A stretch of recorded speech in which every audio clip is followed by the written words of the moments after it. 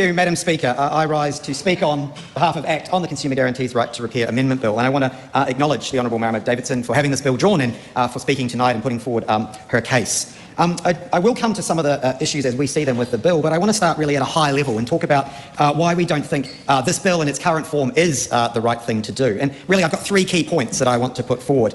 The first is we need to think about the actual economic impact on manufacturers. So if we impose this right to repair, so it's not an offer to repair, it's not a maybe repair, it's a right, so a consumer can demand something is repaired, that is actually going to place additional costs on manufacturers, and we have to accept that. So those costs are likely, well, they're going to be passed on to the consumer. So I think we just need to think about that. Also, if you're a small and medium business, and pretend you are, and I'll get on to why there aren't many New Zealand manufacturers in a moment, but if you were a small New Zealand manufacturer, and you're likely to be small, that is going to be a substantial cost on your operation, having to put in place this right to repair obligation. Also, we don't want to be adding these extra costs on the consumer goods, or any goods in fact, because that's actually just going to put further pressure on household budgets, and we know what's happened to household budgets over the last few years with inflation costs. So that's something we do want to avoid. Many of the goods that we actually consume in New Zealand are imported. So if you think of electronics, TVs, etc., they are actually imported. We don't make those here. We're a very small market. And so by having this right to repair legislation, again, it's like a kind of tariff, because those importers would be required to put in place something special for New Zealand. And so we really need to think about that. And there's a lot of talk, obviously, about tariffs in the world at the moment with some things that have come out of the US. So we actually need to think about these things. Also, large consumer electronics companies like Apple and Samsung, they have very complex supply chains. And so putting something in place for one very small jurisdiction, which unfortunately New Zealand sometimes has to accept when we are in buying goods, we do need to think about what that might do and whether that might deter them from bringing their goods here. A point that was well made actually by Eric Crampton, who's an economist, is that we're really a regulatory taker. Because we import so many of these small goods, we're actually required really to take them and not be too difficult about the rules and regulations we impose on them, because all that's going to do is either deter them from selling their goods to New Zealand or put really high costs on the goods that they do here. Also, there are businesses that do want to repair goods, and that's actually their business model. And so again, we want to make sure that they are niche and are able to do that. The second thing is that this bill could actually reduce innovation. And again, we just want to talk through that with a couple of points, because actually requiring companies to make repair and parts available actually might disincentivise them from actually investing in new technologies and actually going to the next innovation. And so we want to make sure that innovation is encouraged, that is delivering new products and driving economic growth. Also, some technologies are actually planned to be obsolete. That's the life cycle. They're actually not designed to be repaired. They actually move on and go to the next iteration.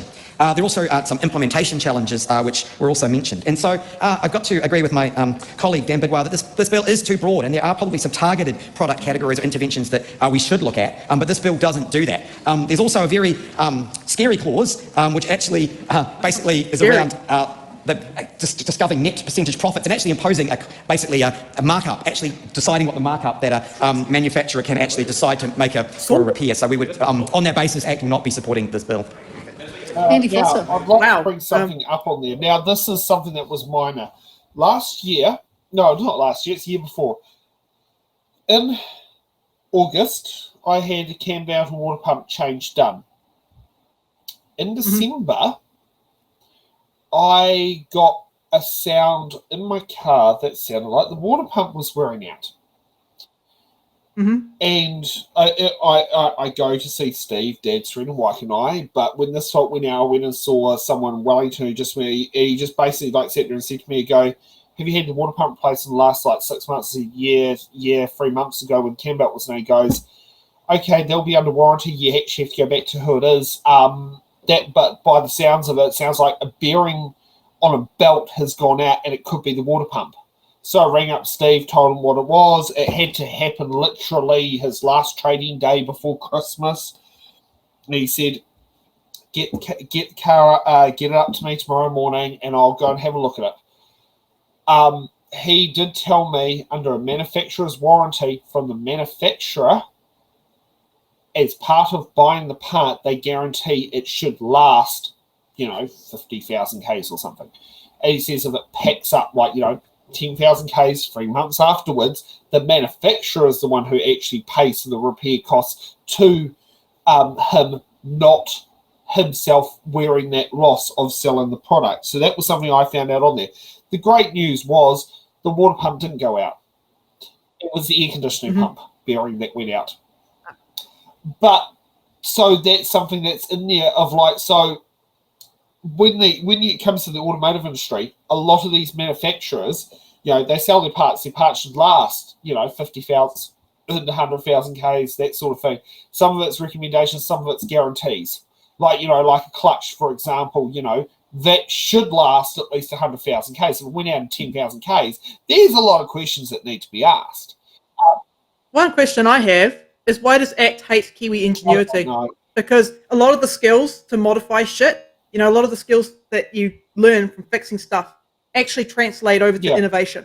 So it's like, why do you hate Why do you hate Kiwi ingenuity, ACT? And the Libertarian Party that doesn't support the idea of workers having the freedom to repair their own stuff. Why is the Green Party more libertarian than the ACT Party? Who knows? Maybe it's the current iteration of the ACT Party. Yeah.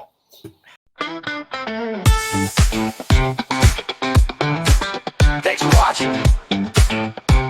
Make sure you're subscribed to our Facebook, YouTube, Twitch, Instagram, TikTok, News Scout, the Order Paper Podcast.